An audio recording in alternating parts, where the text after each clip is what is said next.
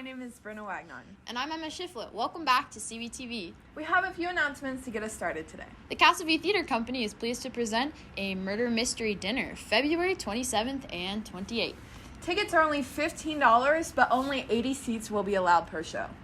Doors open at 6 with food service following shortly. Proceeds from the event will go to our Mad Week charity, Village Book Builders. And there's no school Friday, so please don't show up. It's been a while since we got to know one of our fellow Sabercats. Let's take a hot minute to get to know David Johnston.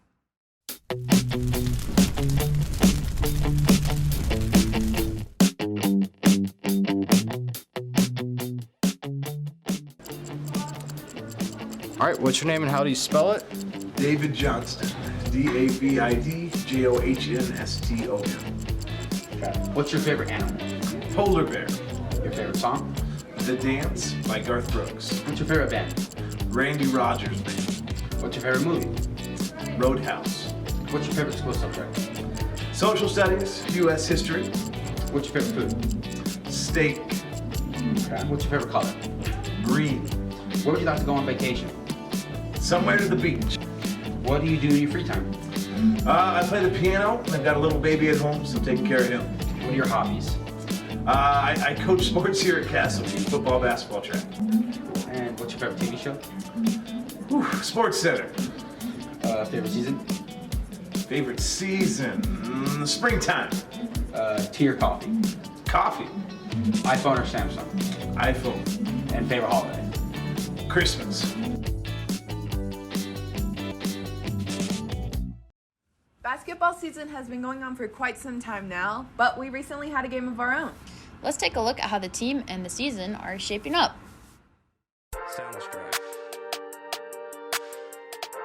My role is to help the team get stops defensively. Honestly, our strength is probably working hard defensively as a team. My role is to help the team get wins. What has excited me is putting the ball in the basket.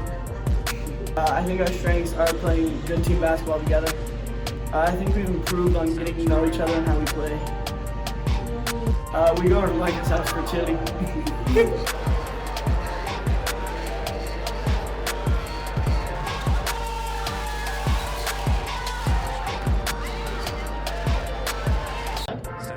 We are most excited about the DC game on February 21st at home.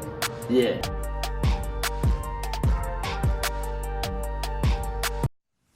The major wildfires in Australia are not only affecting the people, but also the wildlife. CVTV interviewed several zoology, earth and environmental, and biology teachers at CVHS in order to gain some insight on the Australian wildfires. Let's take a look. There's simply no way of underestimating the fire threat Victoria is facing over the next 24 hours or so. Australia is on fire. What's happening in Australia is unprecedented. The Prime Minister's announced the government will commit $2 billion to rebuilding bushfire-ravaged towns over the next 2 years.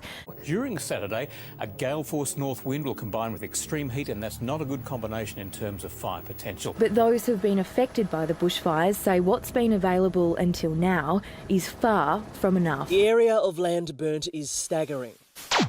I know that they are cyclic, meaning that they happen occasionally because of there's a lot of periodic times that the ocean and fluctuations of how the wind and the currents bring in dry air, and so it's a common thing that happens all over the world. So Australia has that because they're surrounded by an ocean.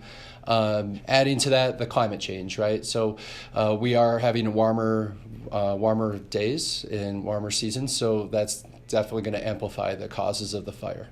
Australia is pretty known for its diversity, so there's billions, I think, is what they were saying. It's a crazy number to think about of how many. I don't know how many kinds of species, but probably all of them, because everything's kind of connected with the trophic systems and how the trophic levels and the food webs. So one gets impacted, they all get impacted. nature likes to balance things out, so flooding does happen too. And the worst part of flooding happening after a dry spell, as we learned in Colorado when I first moved here in 2012, when they had a big fire and then there was flooding because the moisture in the ground can't absorb as much moisture, so it's prone to flooding, and that's kind of what's happening. So any amount of water right now is probably going to cause some flooding, which it is. We have to remember that fires are usually a good thing. Like, periodic fires happen all the time. A lot of species actually it's pretty amazing how they adapt to fires, and they need fires for them to spring into action, into spreading their seeds, or it is a common thing. Now, the severity of the fire is something that is not good. In California, for example, we're obsessed with keeping fires from happening. So we keep these fires from happening, and then all of a sudden it's primed for a big fire because we don't let fires happen naturally. The severity of it is going to make it be harder for species to rebound. But I just remember the quote, Jurassic Park, life finds a way, right? So you'll see that. I lived in Hawaii for a couple years. You'll see lava fields, and you'll see these plants growing out of lava fields. Like, how does that happen, right? So nature always finds a way. I think the bigger the impact, the longer it'll take for that rebound to happen.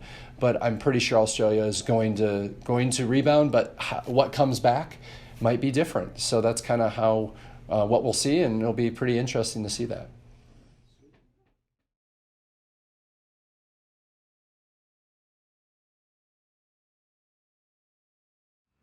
Now that's all we've got for you this week, Castleview. Thanks for watching this week's episode. For more CV Media content, stop by our YouTube channel. Or our website. Once again, I'm Brenna Wagnon. And I'm Emma Shiflett. And we'll see you next time on CVTV.